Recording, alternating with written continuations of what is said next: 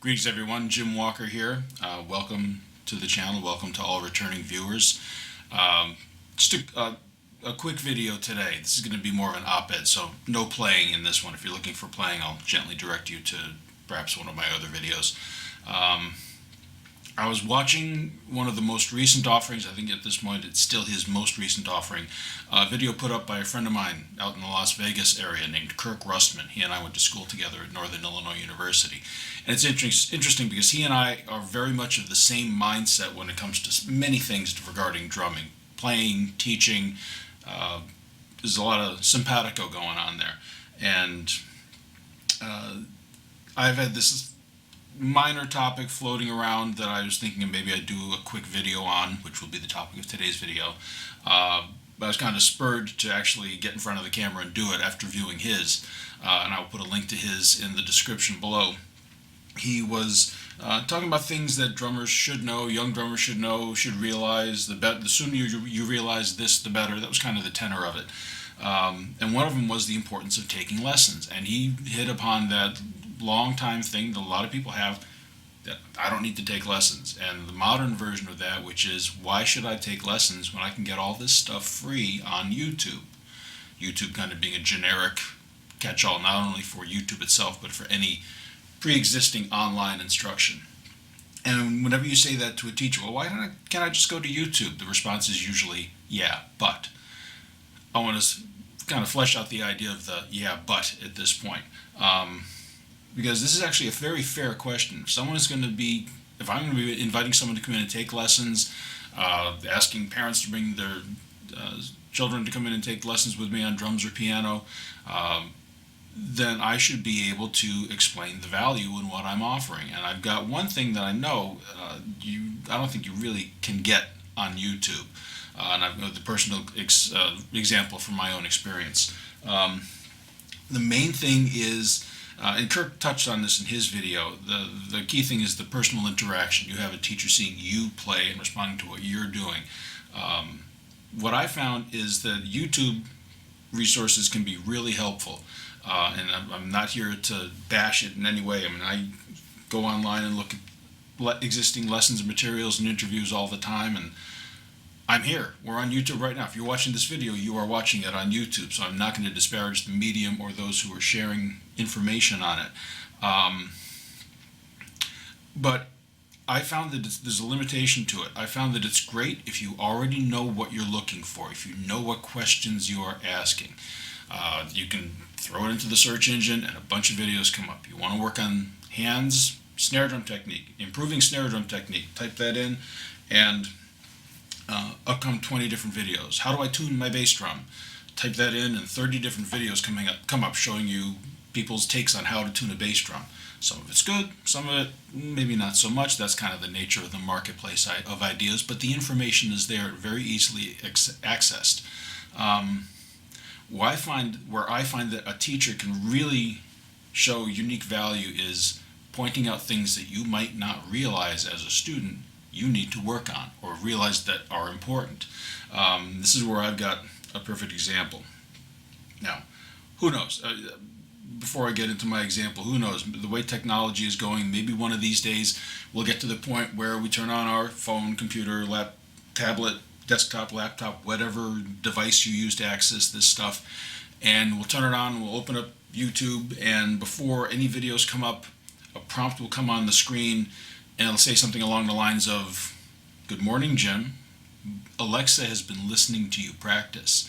And those ghost notes on those Tower of Power tunes you're playing, they're not happening. Here are some videos to address that. As the machines continue to take over, I suspect that's not too far away down the road. But right now, you got to be the one doing the searching if you're going online. So, the example from my experience. In the fairly recent past. About 5 years ago, I had the opportunity to take part in a week-long drum set workshop, something called Rhythm Retreat. It was organized and presented by a friend of mine in New York City named Debbie Valley. And I know she's working feverishly to get it back up and going post-COVID. And I'm saving my pennies for the time when she does, because I'm sure it'll be just as fantastic as it was in the past.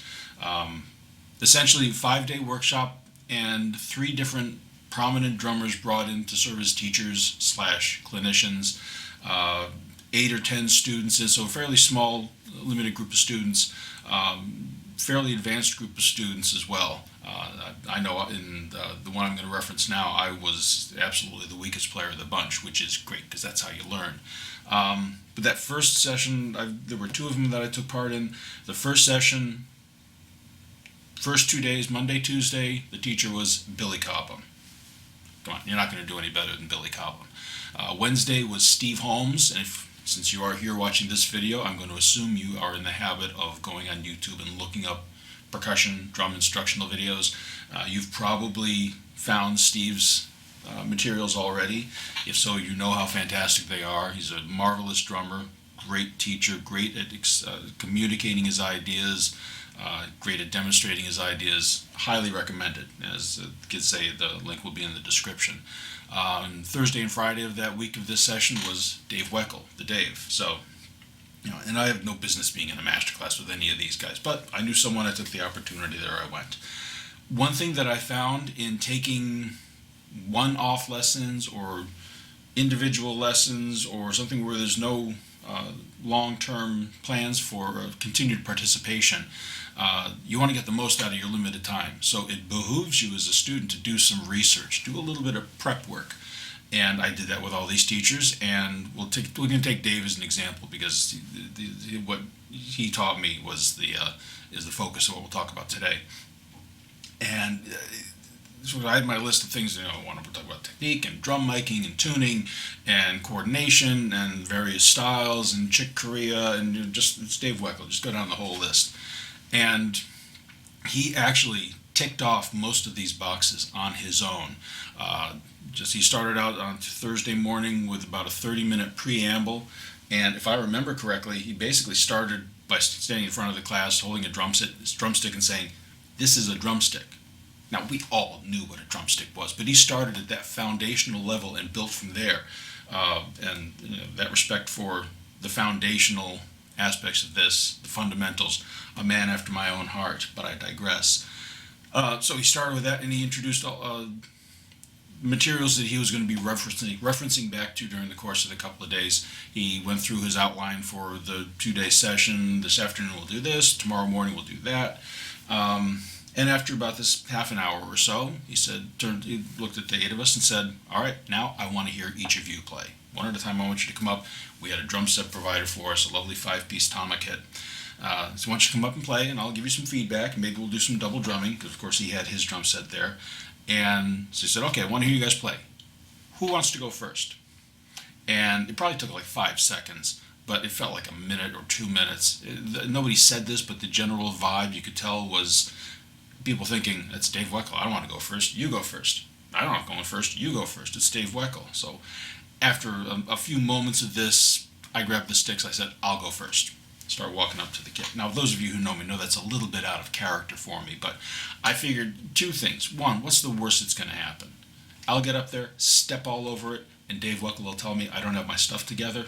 Well, compared to Dave Weckl, my stuff isn't together, so no surprise. And also, isn't that kind of why I went there? Why I made this trip to upstate New York where this took place? Because my playing wasn't happening, and I wanted to find out what are the weak spots and how do I remedy them. So, grab the sticks, up I went. And Dave says, "Great, thanks for coming up. Before you play," he said to me, "take all the time you need and adjust the setup of the drums. Set things up exactly the way you set them up. Heights, angles, everything. I want you to duplicate your setup." So, makes sense. So I started with the snare drum here and the cymbal there. And Dave's talking to the other students as I make all these adjustments. And after a couple of moments, he hears me tapping around the drums, gets the sense I'm at a stopping point, turns and says, "How's it coming? Does this sound like we're getting there?" I said, "Yeah, I think I'm all set." He said, "Now you are sure this is exactly how you set up your drums?" He's going somewhere with this. "Yeah, I think I'm all set." So he says, "Great, play what you got." So I went into my usual default, if I'm just going to play anything, you probably noticed this if you checked out any of my playing videos on the channel here. I'll probably go with something Brazilian. I don't claim to be a great Brazilian style drum set player. I'm certainly not Paulo Braga or Duduca da Fonseca or Rafael Barata or any of these guys, and I'm sure I never will be. But within my own little world, my own little sphere of influence, it's one of my stronger areas, and I figure if I'm going to play for Dave Weckl, let's put my best foot forward. So I play through as basically a couple of different styles, and I start out on the cymbal, and then I do some samba batucada. I'm playing some snare drum, get the toms in there, some cross stick, and after this melange of samba styles, finish playing, played applause from the rest of the students. Dave was kind and gracious in his comments. The grooves were nice, the time was good. There was a pause. He looked at me and said, "Do you realize when you're playing the snare drum, you're hitting your hands on your legs?" No, I didn't know that. And yes, and when we play the cross sticks, you're kind of leaning over and reaching down to get to the drum. No, I didn't know that. And you see, yeah, one more thing, when you go into the rack tom, you're kind of having to lunge forward, lean forward, reach out for it. And I'm sitting there with an expression on my face that must have said, "Geez, why did I get out of bed this morning?" He said, no, don't get discouraged. This is very easily remedied. All we have to do is adjust your setup. So I'll give you the Reader's Digest version. He came over, we determined the snare drum had to be higher, so that came up, snare drum, or the floor tom, leveled it out, same height as the snare drum, brought the toms in, hi-hat pedal here, cymbal here, just and minor adjustments, nothing earth-shattering. A couple of, maybe an inch or two here or there in terms of heights, a couple of degrees in terms of the angles, just fine-tuning. And after we had made these adjustments, he said, all right, play again, play some of the grooves you already played. And I started playing again, and I got about 3 beats into it, and I just stopped, jaw on the floor, dumbfounded. And I looked at him and I said, that's so much easier. And he looked at me with his expression on his face that said, I told you so. And then he actually said, I told you so. I don't think he used those exact words, but he says, this is what I've been saying about setups. If you are not using an optimal setup, it's going to make it more difficult to play. If you optimize your setup for your build, your height, your technique, the drums will work for you rather than against you, and you will be able to maximize your abilities, play to the best of your abilities.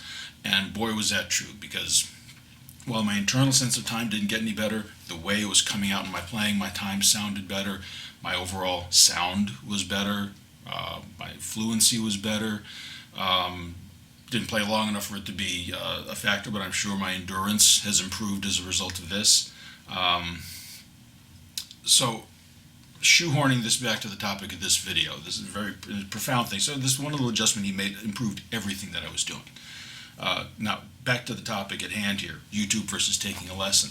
When I walked in that Thursday morning with this virtual list in my mind of I want to ask Dave about this, and I want him to talk about that, and I want to hear him say something about this, my setup was not on the list. Guaranteed, my setup was not on the list. I didn't have there. Well, I asked Dave if my snare drum's at the right angle. Wasn't even thinking about it. So you could infer from that I probably could have gone 5-10 years, even longer, without actively searching out a video on YouTube that would say be how to optimize your setup or the best way to set up your drums. Because what do people say when it comes to setting up your drums? Set them up so you're comfortable. I mean, you can do basically anything. You can put anything anywhere you want. You can have a very traditional setup. You can have Bill Bruford before his retirement, the very sensible level setup that he had. If you're playing piano, you see it here with the piano. I don't know if it's in camera screen. Doesn't really matter. But if you want to play an octave, fingers are this far apart. Here we go. That's it. There may be minuscule differences from one piano maker to another, but essentially an octave is an octave is an octave. Any piano.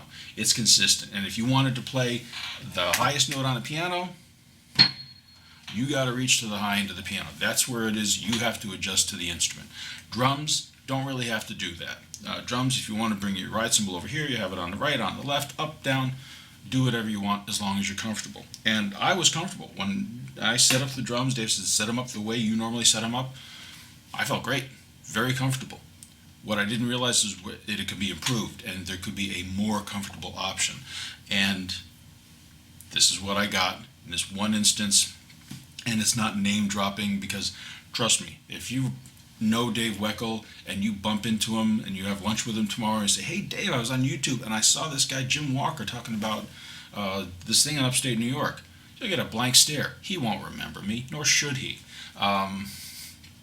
So this is not name dropping at all. It just happens to be the person who came to mind, because I think the example of what happened, I think, is such a salient example to the topic at hand. So if you are hesitant to take lessons, well, first thing, it doesn't need to be plural. It doesn't need to be lessons. Take one lesson. Most teachers I know, myself included, I teach at a community music school in Danbury, Connecticut, called the Music Learning Center, which is where I'm recording this right now, in this very square room with all the square sounding reverberations that are coming through that I may or may not be able to clean up, but that's a topic for another time. I also teach up at Keene State College. In my schedule, I know if someone called me up and says, Jim, I want to take a lesson, I'm sure I could free up an hour. I know I could free up an hour. Most teachers I know could. Though I've got Tuesday at 3 o'clock. Why don't you come on in? And just do the one lesson, get some feedback. And if nothing else, you may have some new things to look for when you go back online searching for things. And then if you make it a weekly thing, great. I know not everyone has the time to do lessons every week. Not everyone has the money to do lessons every week. Trust me, I understand that. But do one lesson, work on it, and then when you're ready to come back to that teacher, call him up, call her up, say, I'm all set, can I come in for another lesson? Yeah, I've got Wednesday at 4, and go do another lesson. I think it's kind of healthy that way to go in when you're ready for the next one. But just for that extra perspective and to know about things that you might not know about, because that's part of being a teacher, knowing more than the student, not only knowing more about the information at hand, but knowing what needs to be known. So by all means, keep searching YouTube. I'll be out there. You'll see my name as I like and respond to videos. I'm not disparaging it in any way. I'm not telling you not to go on YouTube or any other online resource, but don't discount the idea of lessons, even if it's just in a limited degree, because that's just one example, I think, of how an in-person lesson can offer you something that YouTube at this point in time just doesn't offer. So the comment section will be open. If you had a similar experience in your past taking a lesson with someone, please feel free to share it. I'd love to hear about it. And in the meantime, I will bid you adieu. Have a good rest of your day, and I'll catch you next time.